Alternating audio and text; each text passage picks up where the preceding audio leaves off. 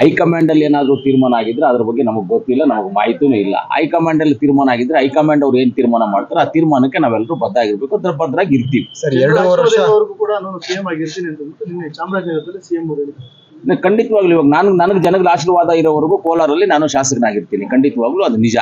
ಜನಗಳ ಆಶೀರ್ವಾದ ಬೇಕು. ಆ ರೀತಿಯಲ್ಲಿ ಸಿಎಂ ಅವರು ಹೇಳಿರ್ತಾರೆ, ಜನಗಳ ಆಶೀರ್ವಾದ ಇರೋವರೆಗೂ ನಾನು ಮುಖ್ಯಮಂತ್ರಿ ಆಗಿರ್ತೀನಿ ಅಂತ ಹೇಳಿರ್ತಾರೆ. ತಪ್ಪೇನಿದೆ? ಸುರೇಶ್ ಅವರು ಹೇಳಿಲ್ಲ ಸರ್, ಮತ್ತೊಂದು ಮಾತು ಹೇಳಿದ್ರು, ಕೊಟ್ಟ ಮಾತು ಸಿದ್ದರಾಮಯ್ಯ ತಪ್ಪಲ್ಲ ಅಂತ. ಯಾರು ಹೇಳಿರೋದು? ಡಿ.ಕೆ. ಸುರೇಶ್ ಅವರು ಹೇಳಿದ್ರು.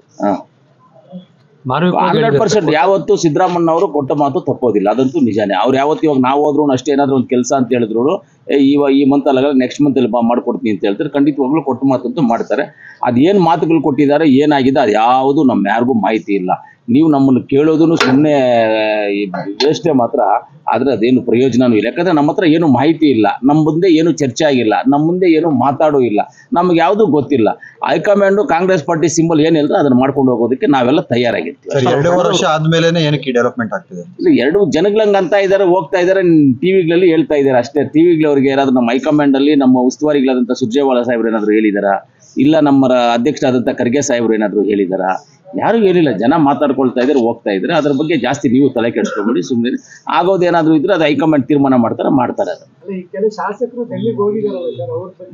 ಸರ್, ಡೆಲ್ಲಿಗೆ ಯಾವಾಗಲೂ ಹೋಗ್ತಾನೆ ಇರ್ತೀವಿ ಸರ್. ಡೆಲ್ಲಿ ನಮ್ಮ ರಾಜಧಾನಿ, ಹೋಗ್ಬಾರ್ದ ಡೆಲ್ಲಿಗೆ ಹೋಗ್ತಾನೆ ಇರ್ತಾರೆ. ಶಾಸಕರು ಹೋಗಿದ್ದಾರೆ. ನಿನ್ನೆ ನಾನು ಯಾರೋ ಪಕ್ಕದಲ್ಲಿ ಕೇಳಿದ್, ನಮ್ಮ ಮುರಳಿ ನೋಡ್ತಾ ಇದ್ದೆ, ಶಿವಾನಂದ ಪಾಟೀಲ್ ಅವರು ಡೆಲ್ಲಿಯಲ್ಲಿ ಇದ್ದಾರೆ. ಅವ್ರೇನಂದ್ರು, ಶಿವಾನಂದ ಪಾಟೀಲ್ ಅವ್ರು ಏನಂದ್ರು, ನಾನು ನಮ್ಮ ಇಲಾಖೆಗೆ ಸಂಬಂಧಪಟ್ಟಿದ್ದ ಮಂತ್ರಿಗಳನ್ನ ಮೀಟ್ ಮಾಡಕ್ ಬಂದಿದ್ದೆ, ಅವ್ರಿಗೊಂದು ಕಾಗದ ಕೊಡಬೇಕಾಗಿತ್ತು, ಅದಕ್ಕೋಸ್ಕರ ಬಂದಿದ್ದೀನಿ ಅಂತ ಅವ್ರು ಹೇಳಿದ್ರು. ಸರ್, ಈಗ ಒಕ್ಕಲಿಗ ಸಮುದಾಯಕ್ಕೆ ಸೇರಿರುವಂತ ಶಾಸಕರೇ ಡೆಲ್ಲಿಗೆ ಹೋಗಿರುವಂತದ್ದು ಸರ್. ಅಲ್ಲಿ ಅದು ಯಾರ್ಯಾರು ಹೋಗಿದ್ದಾರೆ ನಮ್ಗೆ ಗೊತ್ತಿಲ್ಲಪ್ಪ, ದಯವಿಟ್ಟು ಅದ್ರ ಇವರು ಮಾಗಡಿ ಎಂ.ಎಲ್.ಎ ಏನ್ ಹೇಳ್ತಾರೆ ಸರ್, ಒಕ್ಕಲಿಗರಿಗೆ ಈ ಸಲ ಕೊಡ್ಬೇಕು, ಇಲ್ಲ ಅಂದ್ರೆ ನಮಗೆ ನೆಕ್ಸ್ಟ್ ಎಲೆಕ್ಷನ್ ಕಷ್ಟ ಆಗುತ್ತೆ, ಈ ಬಾರಿ ಕಾಂಗ್ರೆಸ್ ಕೈ ಹಿಡಿದಿದ್ದಾರೆ. ಹಂಗೆ ಕೇಳ್ಕೊಂಡು ಹೋಗೋದು, ಜಾತಿ ಆಧಾರದ ಮೇಲೆ ಕೇಳೋದನ್ನ ನಾವು ಒಪ್ಪೋದಿಲ್ಲ. ಜಾತಿ ಆಧಾರದ ಮೇಲೆ ಯಾವತ್ತೂ ಕೇಳಬಾರ್ದು. ಇದು ಪ್ರಜಾಪ್ರಭುತ್ವದಲ್ಲಿ, ಇದು ಕರ್ನಾಟಕದಲ್ಲಿ ಎಲ್ಲಾ ಜಾತಿ ಜನಾಂಗದವರು ಇದ್ದಾರೆ ಇಲ್ಲಿ. ಹಂಗಂದ್ರೆ ಎಲ್ಲಾ ಜಾತಿ ಜನಾಂಗದವರು ಇದ್ದಾರೆ, ಬೇರೆ ಬೇರೆ ಜಾತಿಯಲ್ಲಿ ಇವ್ರಿಗಿಂತ ಸೀನಿಯರ್ಸು ಇದ್ದಾರೆ. ಹಂಗೆ ಕೇಳಕ್ ಹೋದ್ರೆ, ಜಾತಿವಾರು ಲೆಕ್ಕ ಮಾಡ್ಕೊಳಕ್ ಹೋದ್ರೆ ಇದು ತುಂಬಾ ದೊಡ್ಡದಾಗಿ ಹೋಗುತ್ತೆ. ಇದು ಜಾತಿವಾರು ಲೆಕ್ಕ ಕೇಳೋದು ತಪ್ಪು ಅನ್ಸುತ್ತೆ. ಹೈಕಮಾಂಡ್ ತೀರ್ಮಾನ ಮಾಡ್ದಂಗೆ ನಾವೆಲ್ಲರೂ ಕೇಳ್ಕೊಂಡು ಹೋಗೋದು ತುಂಬಾ ಉತ್ತಮ ಅಂತ ನನ್ನ ಅಭಿಪ್ರಾಯ. ಅವ್ರಿಗೆ ಕೊಟ್ಟಿಲ್ಲ ಅಂದ್ರೆ ಒಕ್ಕಲಿಗರು ಈ ಸಲ ನಮ್ಗೆ ಓಟ್ ಹಾಕಲ್ಲ ಅಂತ ಅದು ಚುನಾವಣೆ ಬಂದಾಗ ಗೊತ್ತಾಗುತ್ತೆ. ಇವಾಗ ಅವರು ಹೇಳಿರೋ ತಾವು ನೋಡು ಇಲ್ಲ, ನಮ್ಗೆ ಗೊತ್ತಿಲ್ಲ. ಕ್ಷಮಕ್ಕೆ ಫಲ ಸಿಗಬೇಕು ಅಂತ ಡಿ.ಕೆ. ಖಂಡಿತವಾಗ್ಲೂ ಯಾರು ಕ್ಷಮಾ ಪಡ್ತಾರೋ ಆ ಕ್ಷಮಕ್ಕೆ ಫಲ ಸಿಕ್ಕದೇ ಇರೋದಿಲ್ಲ.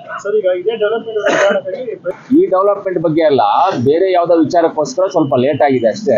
ಇವಾಗ ಬಂದ್ಬಿಟ್ಟಿದ್ದಾರೆ, ಇನ್ನೇನು 2 ನಿಮಿಷ ಇರ್ತಾರೆ. ಸಚಿವ ಸಂಪುಟ ಎಲ್ರಿಗೂ ಒಂದು ಅವಕಾಶ ಸಿಗುತ್ತೆ. ಈಗ ಇರ್ತಕ್ಕಂಥ ಸಚಿವರು ಎಲ್ಲರೂ ರಾಜೀನಾಮೆ ಕೊಟ್ಟರೆ ಹೊಸದಾಗಿ ಸಚಿವ ಸಂಪುಟ ಕೂಡ ರಚನೆ ಮಾಡ್ಬೋದು ಅಂತ ಸರ್. ಹೊಸದಾಗಿ ಸಚಿವ ಸಂಪುಟ ಮಾಡ್ತಾರೋ, ಇನ್ನೊಂದು ಮಾಡ್ತಾರೋ, ಏನ್ ಮಾಡ್ತಾರೋ ಯಾವ್ದ್ರ ಬಗ್ಗೆ? ಯಾಕಂದ್ರೆ ನೀವು ಕರೆದಿದ್ದಕ್ಕೆ ನಿಮಗೆ ಗೌರವ ಕೊಟ್ಟು ಮಾತಾಡಕ್ಕೆ ಬಂದಿದ್ದೀವಿ.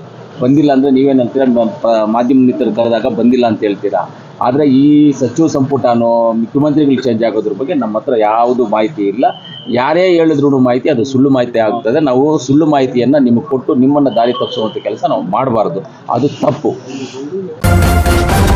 ನ್ಯೂಸ್ ಫಸ್ಟ್, ನಿರ್ಭೀತಿಯಿಂದ ನಿಮ್ಮ ಪರವಾಗಿ.